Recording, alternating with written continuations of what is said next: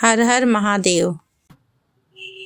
सनातन धर्म में प्रदोष व्रत का बड़ा महत्व माना जाता है, जो प्रत्येक महीने की त्रयोदशी तिथि को पड़ता है। इस तरह एक महीने में 2 प्रदोष व्रत पड़ जाता है। साल में 24 या 25 प्रदोष व्रत पड़ते हैं। इस व्रत में भगवान शिव की पूजा की जाती है और शिव पूजा के लिए प्रदोष काल समय सबसे उत्तम माना जाता है। ठीक है। मान्यताओं के अनुसार प्रदोष व्रत रखने से जो व्यक्ति इस व्रत को रखता है उसे 2 गाय दान करने के बराबर पुण्य का फल प्राप्त होता है। प्रदोष व्रत किसी भी महीने की शुक्ल पक्ष की त्रयोदशी से शुरू किया जा सकता है, लेकिन इसका प्रारंभ करने का सबसे शुभ समय हो तो उसकी बात यदि करें तो यह श्रावण मास और कार्तिक मास की त्रयोदशी तिथि से शुरू करना इसको अति शुभ माना गया है। ये देखिए महाव्रत है, शिव कल्याणकारी हैं। इस पूजा से प्रत्येक मनोकामना की पूर्ति होती है। संतान प्राप्ति और संतान की सफलता के लिए भी यह व्रत बहुत प्रभावकारी होता है। वार के अनुसार पड़ने वाले हर प्रदोष व्रत का महत्व अलग अलग होता है। ठीक है। इस व्रत का सबसे बड़ा लाभ संतान की प्राप्ति, संतान की उन्नति और प्रत्येक प्रकार के दैविक भौतिक सभी तापों का नाश करने वाला ये व्रत माना गया है। ठीक है। देखिए प्रदोष व्रत कब से प्रारंभ हुआ है, इसकी कथाएं बहुत हैं, लेकिन माता पार्वती व भगवान शिव को समर्पित यह व्रत कई युगों से चला आ रहा है। कर्म और पुनर्जन्म का सिद्धांत है। भगवान शंकर की विशेष कृपा प्राप्त करने के लिए प्रदोष व्रत किया जाता है।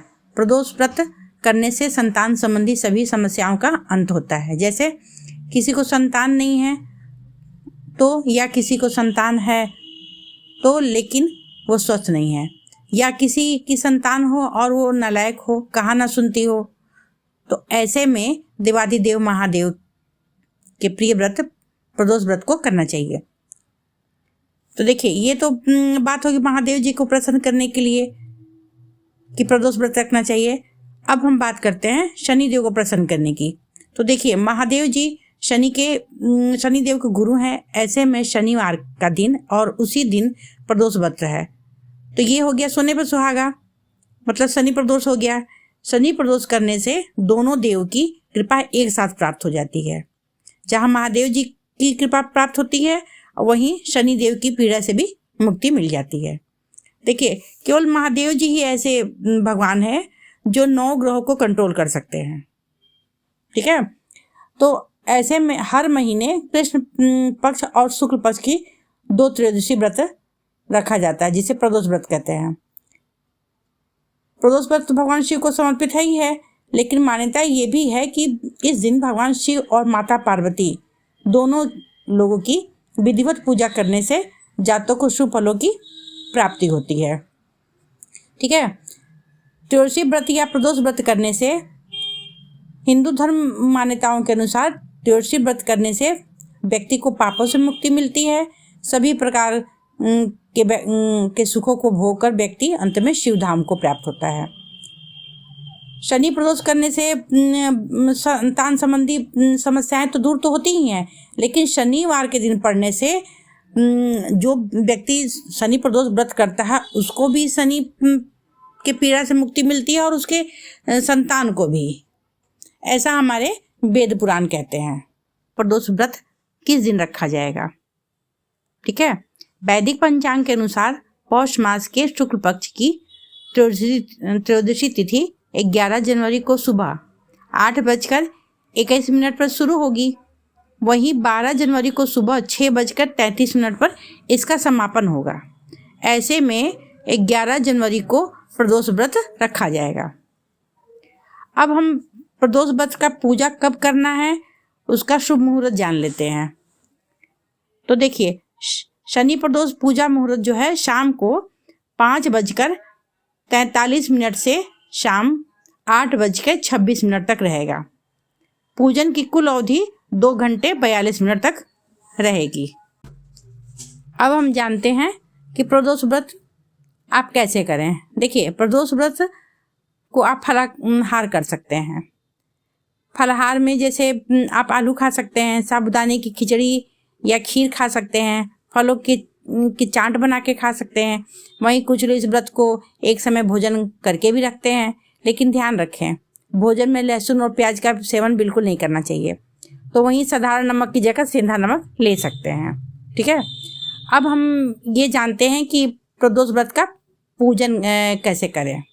देखिए, प्रदोष व्रत के दिन सुबह जल्दी उठकर स्नान आदि से निवृत्त होकर शिव पूजा का आरंभ कर देना चाहिए। पूजा स्थल को गंगा जल से धुलकर पहले पवित्र कर लें। पूजा स्थल पे ही एक मंडप बना लें। 5 रंग के रंगों से रंगोली बनाकर एक दिया जला दें।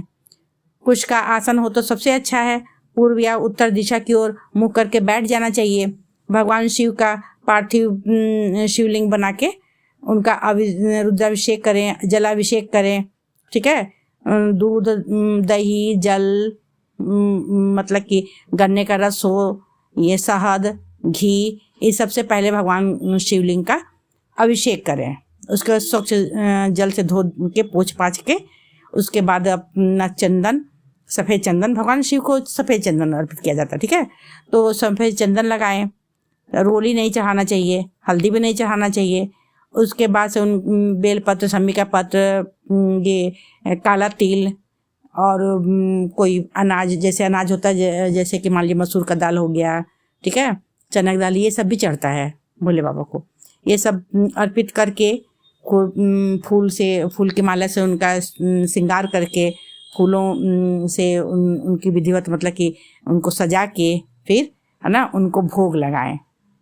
भोग लगाने के बाद से फिर उनका की विधिवत आरती करें।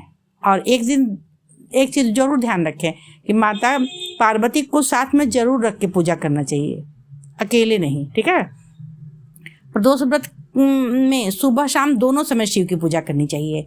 इस व्रत को आप अपनी इच्छा के अनुसार निर्जला रख लें या फलाहार भी ले सकते हैं। प्रदोष व्रत कितने रख रहे हैं इसका भी पहले संकल्प ले लेना चाहिए। ठीक है, और उसके बाद से प्रदोष व्रत रखें और पूजा करें। प्रदोष व्रत का उद्यापन विधि भी विधि विधान से करना चाहिए। ये जब पूरा प्रदोष व्रत आप कर लेंगे, जितना संकल्प लिए हैं उतना प्रदोष व्रत कर लेंगे, उसके बाद से जब कोई तिथि आएगी उसी दिन फिर ये व्रत का उद्यापन करना चाहिए। अब हमने व्रत रख लिया, पूजा भी कर लिया भगवान का, महादेव जी का, तो अब इन प्रदोष व्रत की कथा भी सुन लेते हैं। तो पौराणिक मान्यताओं के अनुसार एक नगर में एक गरीब विधवा ब्राह्मणी रहती थी। उसका कोई आश्रयदाता नहीं था, इसलिए सुबह सुबह ही अपने पुत्र के साथ भीख मांगने निकल पड़ती थी। विधवा ब्राह्मणी प्रतिदिन भिक्षा मांगकर ही अपना और अपने पुत्र का पेट भरती थी। वह कई सालों से प्रदोष व्रत भी कर रही थी। एक समय ब्राह्मणी का पुत्र प्रदोष व्रत के दिन गंगा स्नान के लिए निकला तो रास्ते में ही उसे लुटेरों ने घेर लिया और उसका सारा सामान छीन लिया। इसके बाद कुछ समय बाद वहां पर राज्य के सैनिक पहुंचे, जो ब्राह्मणी के पुत्र को लुटेरों के साथ उनके साथी समझकर पकड़कर राजा के पास ले गए। राजा ने बिना ब्राह्मण युवक की बात सुने ही उसे कारागार में डलवा दिया। रात में राजा ने सपने में भगवान शिव आए राजा के। उन्होंने ब्राह्मण युवक को जेल से मुक्त करने का आदेश दिया। इसके बाद राजा तुरंत नींद से जागा और उसने युवक को मुक्त करने का आदेश दे दिया। इसके बाद राजा उस युवक को महल में लेकर आया और उसका खूब सम्मान किया, साथ ही उसे दान मांगने के लिए कहा। लड़के ने राजा से दान स्वरूप सिर्फ एक मुट्ठी धान मांगा, जिस पर राजा ने युवक से पूछा कि सिर्फ इतना ही दान चाहिए तुम्हें, तो कुछ और भी मांग लो, ऐसा अवसर बार बार नहीं मिलता। इस पर युवक ने बड़ी विनम्रता से कहा, हे राजन, इस वक्त यही धान मेरे लिए इस संसार का सबसे अनमोल धन है। इस धान को मैं अपनी माता को दूंगा, जिससे वो खीर बनाकर भगवान शिव को भोग लगा सकेंगी। राजा युवक की बात सुनकर बहुत प्रसन्न हुआ और उसने तुरंत अपने मंत्री को आदेश दिया कि इस लड़की की माता को पूरे सम्मान के साथ महल में लाया जाए।